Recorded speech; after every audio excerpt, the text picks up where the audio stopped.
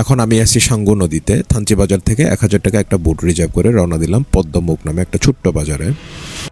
নদীর গা ঘেঁষে সামনে যে বাজারটি দেখতে পাচ্ছেন সেটি হচ্ছে এখানকার স্থানীয়দের পদ্মমুখ বাজার, যেটি মারমা ভাষায় দাওয়া বাজার নামেও বেশ পরিচিত। তো আমি এখানে বেশ কিছুক্ষণ রেস্ট নিয়ে আবার রওনা দিলাম পদ্মমুখ বাজারে, আরও একটু সামনে। বাজার ফেলে 10 মিনিটের মতো সামনে গেলে একটা সুন্দর একটা সিন আছে, একদম ন্যাচারাল সিন। তো আমি সেখানেই যাচ্ছি। বা ঘোরার জন্য কাউকে দরকার নাই, টাকা পয়সা যদি থাকে, ইচ্ছা যদি থাকে, আপনি একাই ঘুরতে পারবেন। এই যে আমি ঘুরতেছি একদম সোলো ট্রিপ, একাই 100। প্রকৃতির সৌন্দর্য যদি উপভোগ করতে চান তাহলে একাই বেরিয়ে পড়েন, কারো অপেক্ষা করে কোনো লাভ নাই।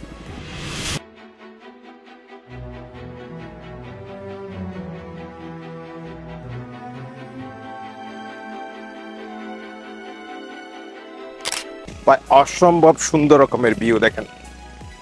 এই সিনগুলো দেখলে মনে হবে আপনি বিদেশে চলে আসতেন। অনেক সুন্দর, একদম বড় বড় পাথর।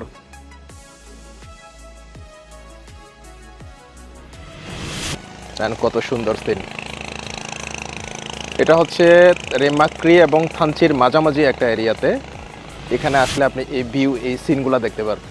অসম্ভব সুন্দর রকমের সিন। আমার সাথে কেউ আসে নাই, অনেকে আসার কথা, আমি একাই আসছি। দেখেন অসম্ভব সুন্দর, অসম্ভব সুন্দর।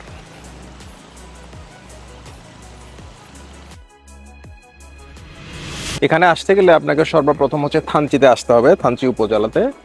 থানচিতে আসার পর আপনি এখান থেকে একটা বোট রিজার্ভ করতে পারবেন।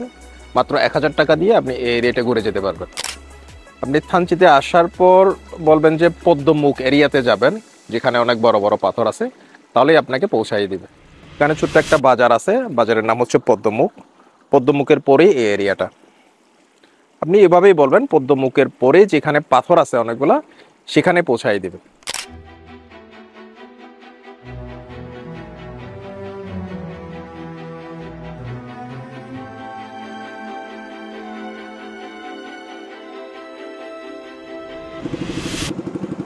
ভাই টাকা পয়সা থেকে সোলো ট্রিপ দেন, একা ঘুরতে যে মজাটা, এটা আপনি অনেকগুলা মানুষ এসে ঘুরে, বন্ধু বান্ধব নিয়ে ঘুরে সেই মজাটা পাবেন না। অল্প কিছু টাকা থাকলে একাই বের হয়ে যান।